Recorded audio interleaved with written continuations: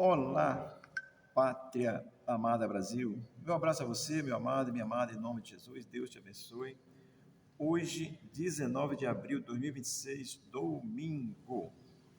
Tenho aqui uma palavra de Deus para você.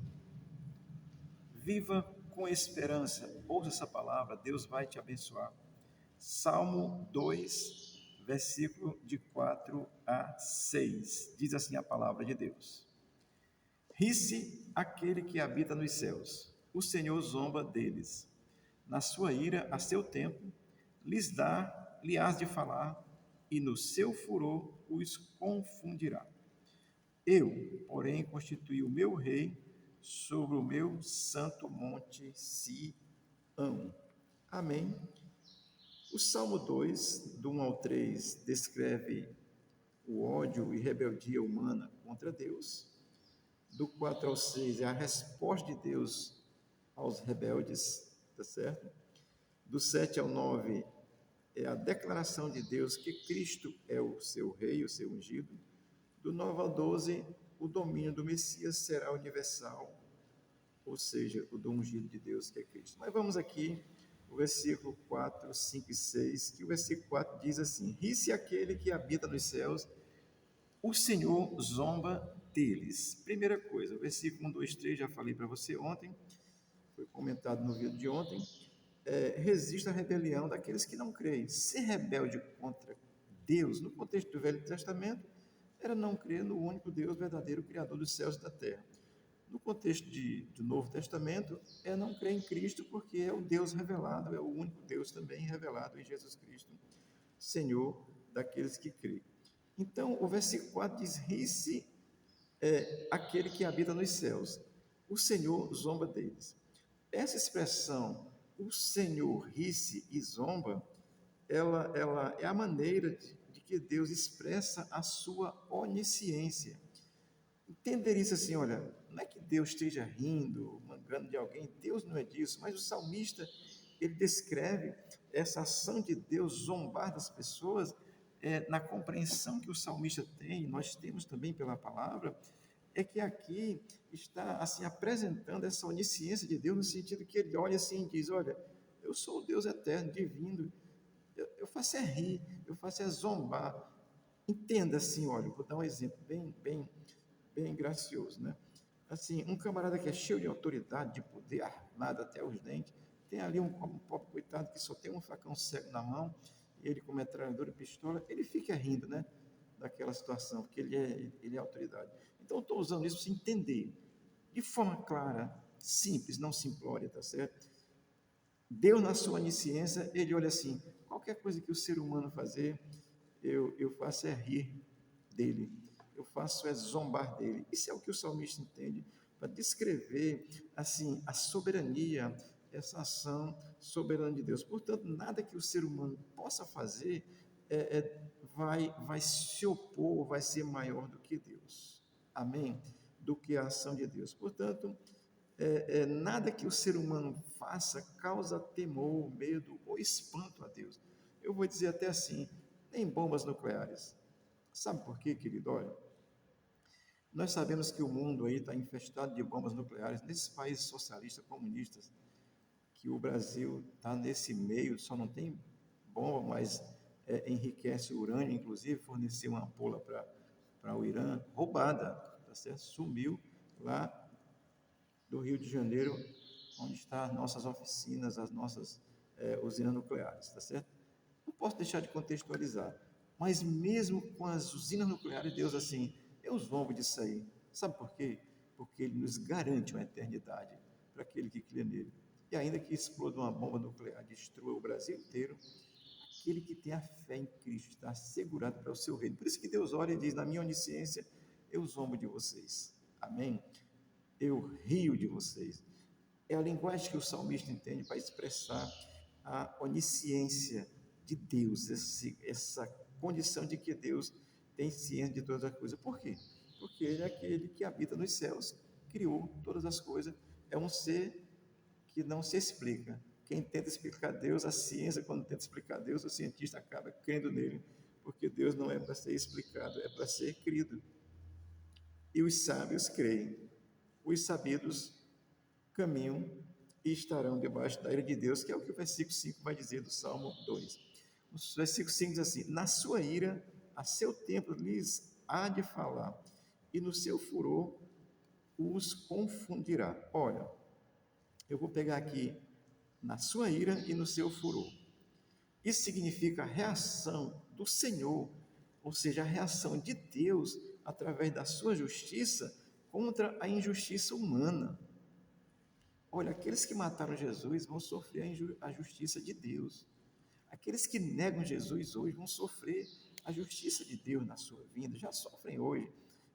Eu quero que você reflita sobre isso. Portanto, na sua ira e no seu furor, isso significa essa reação de Deus através da sua justiça contra a injustiça humana. A pureza de Deus, a pureza assim divina diante da impureza do ser humano. O ser humano é pecador. Eu sou um pecador.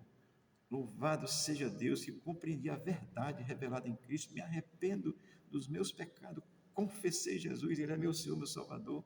E isso faz toda a diferença com relação à ira de Deus. A ira de Deus não está mais sobre mim. Eu posso ser castigado por Deus? Posso. Porque Ele quer me ensinar. Ele vai olhar assim: olha, André, tu não está aprendendo direito, não. Vou te dar aqui uma correção. Pode, Ele é meu Pai. Deus é meu Pai, porque eu nasci de novo. Aliás, filho de Deus não são todas as pessoas. Todos os seres humanos na face da terra, desde que existe a terra, desde Adão até os dias de hoje, e até Cristo voltar, o ser humano é criatura de Deus. Ele é feito filho de Deus pela fé em Cristo. Leia a Bíblia.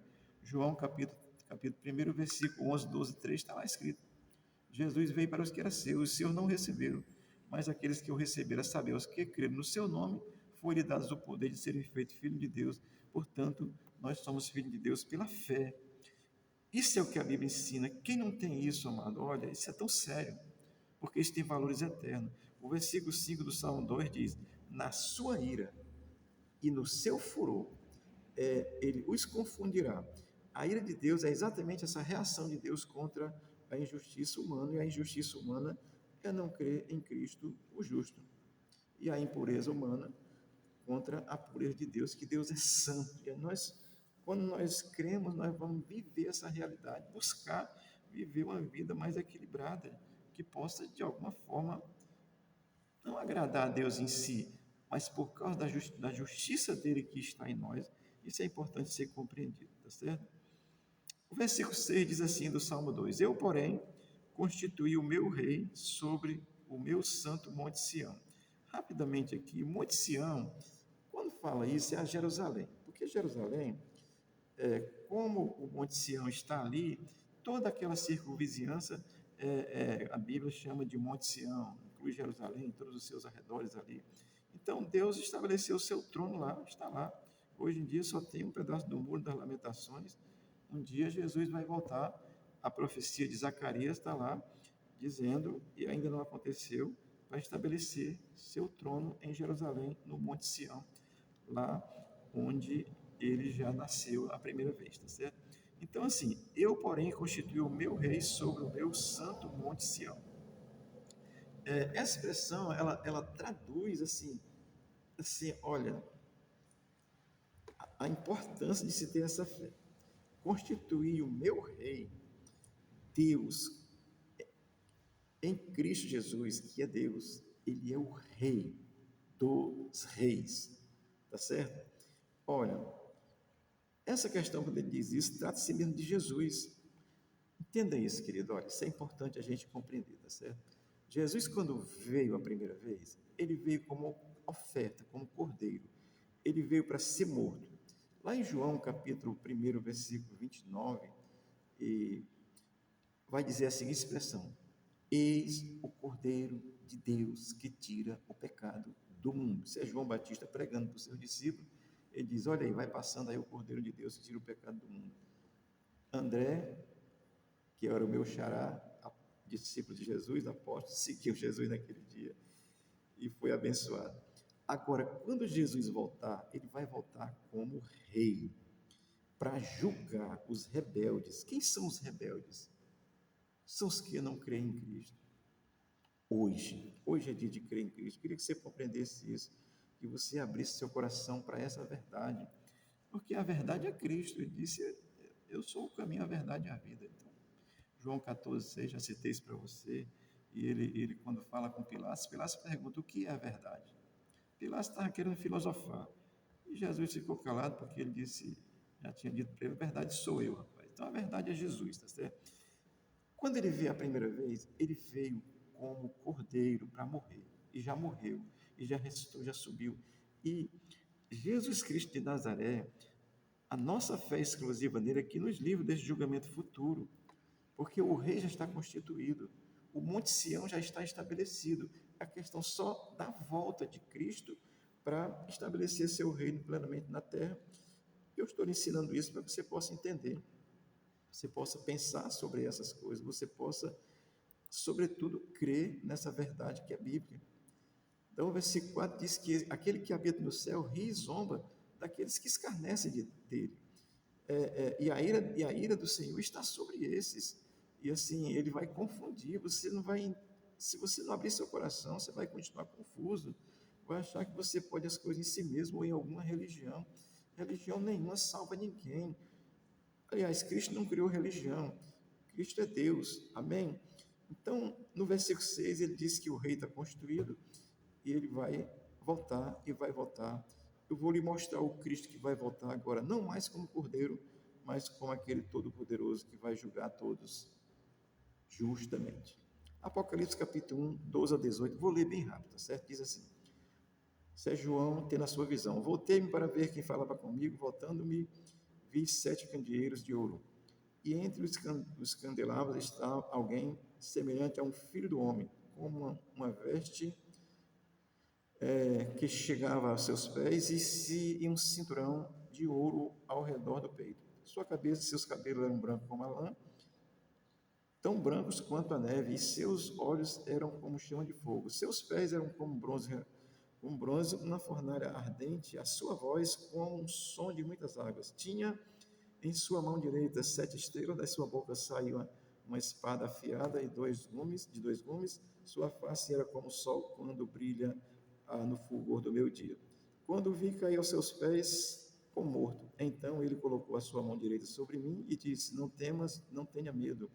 Eu sou o primeiro e o último. Glória a Deus. Versículo 18 diz assim: só aquele que vive. Estive morto, mas agora estou vivo para todo sempre e tenho as chaves da morte e do inferno. Esse vai vir julgar, vem como rei. Quando você olha esse retrato de Cristo glorificado, parece um monstro, né? Espada saindo da boca, óleo de fogo, cabelo branco, cinto na cintura, pés de bronze, parece um monstro desses filmes aí dos japoneses. Mas isso, amado, demonstra a grandeza, o poder de Deus. Não vou explicar cada detalhe aqui, depois eu explico, mas só para você entender. O Rei Jesus, ele já está constituído, ele virá no Monte Sião e governará e julgará. E aquele que não crer nele hoje, a Bíblia diz e ensina claramente que estará condenado eternamente porque estará debaixo da ira de Deus. Quer se livrar da ira de Deus? Venha para Cristo. Creia nele. Não tem outra forma. Ah, mas eu sou bom. A Bíblia diz que bom só Deus. Não há um bom, não há um justo. Todos os pecados estão destituídos da glória de Deus. Está lá em Romanos 3, 23. Deus te abençoe, que o Espírito de Deus gere fé em Cristo em teu coração. Que você possa entender essa verdade e viver por ela. E o Senhor te abençoe e te guarde. Abençoe o teu dia. Temos culto aqui hoje às 18 horas, Rua Guarani, 1938A, bairro João 23, Fortaleza, Ceará. O que vamos fazer aqui é adorar Jesus, o nosso Rei da Glória. Deus te abençoe a nossa nação, em nome de Jesus. Amém.